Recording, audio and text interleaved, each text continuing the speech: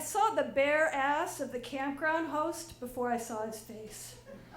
He was leaning into his van, and he whipped out this tiny sarong and tied it quickly around his waist and stood next to this sign that said, "No public nudity."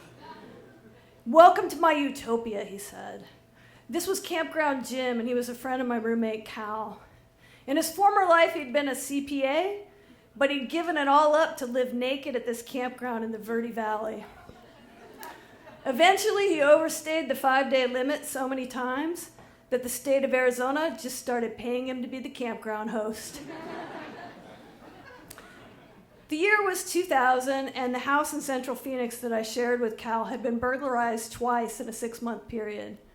The second time, someone had come in the middle of the night while we were still sleeping, so my sense of security was shattered. I bought a fancy alarm system. I adopted my first dog and named him Mac because I thought it sounded tough. And then I took our replacement TV and I painted it with these orange and green splotches. And I told Cal, if the burglars come back, I'm going to hop out, point at it, and say, "Try selling that at the swap meet." Cal took one look at the TV and he said, "Molly, we need to get out of the house. Let's go camping. It'll be an adventure." And this is how we ended up at the little campground in the Verde Valley, where everyone completely ignored the no public nudity sign. It's not as romantic as it sounds. The number one rule of nudist areas is that the people that want to get naked are never the people you want to see naked. And even though you could go swimming in the river or hang out at the hot springs, the main activity of the campground, the bonding ritual that held the whole society together, it was a bunch of naked hippies sitting around in lawn chairs talking about what a horrible city Phoenix is. When we told them that we'd been robbed in Phoenix, they said, "Of course you were." And there was this one guy that I started calling the negative gnome because he looked just like a gnome and he was really negative. And he took one look at my dog, my 50-pound lab mix dog, and he said, "Oh, typical Phoenix dog."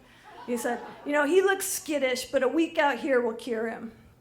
And sure enough, my dog was really skittish. That first night, if anybody came near my campsite, he was barking like crazy. So I had to pull him into the little one-man tent with me.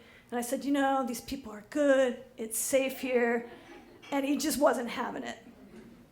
The next day, I truly started to respect my dog's taste in friends. I was hanging out under a canopy with a bunch of the hippies, and this guy came trudging through with this big, heavy backpack. And the negative gnome whispered, "I think that's the guy that stole my radio." And another guy whispered, "I think that guy took some cash out of my tent." And then Campground Jim tried to calm everybody down. He said, "Look, it could have been anybody."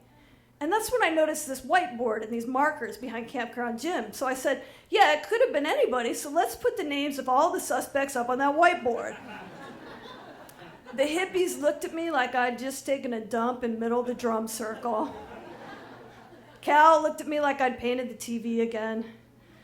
And everything was quiet for a moment. And then finally, the negative gnome cleared his throat to speak. He said, "Well, the only city that is possibly worse than Phoenix is Scottsdale." And then somebody said they ought to call it Snotsdale, wrote Snotsdale up on the whiteboard. And at first I thought, well, fine, it's your crime wave, hippies. But then I started to think about it. I would never solve my own burglary in Phoenix. But this little nudist campground, it might be my one shot at justice. I started making my own suspect list. Earlier that day, I'd met this dirty little guy that kind of looked like Michael Douglas. And he had interrupted this story I was telling about a breakup with my ex-girlfriend so that he could say, "But more importantly, Molly, have you ever been made love to by a man?" Just for that, I made him suspect number 1. I wrote down Michael Douglas guy, put 3 stars next to his name. Suspect number 2 was the negative gnome. And then there was this woman that we called British Bridget. She'd flown all the way across the ocean to hang out in this sleazy little campground in Arizona. And she was hanging out with the Michael Douglas guy, holding his hands, laughing at his jokes. This was enough to make her suspect number 3. Then there was the guy with the heavy backpack. The next time he came through, I followed him to his secret spot in the woods. He was unloading these 10-pound bags of concrete mix. I didn't know what list to put this guy on, but I kept him on as a person of interest. That evening, there was a break in the case. Campground Jim held up a woman's purse. He said, "This is British Bridget's purse. We found it empty by the side of the road. We don't know who did it." I said, "I have some theories." I said, "I think it was an inside job.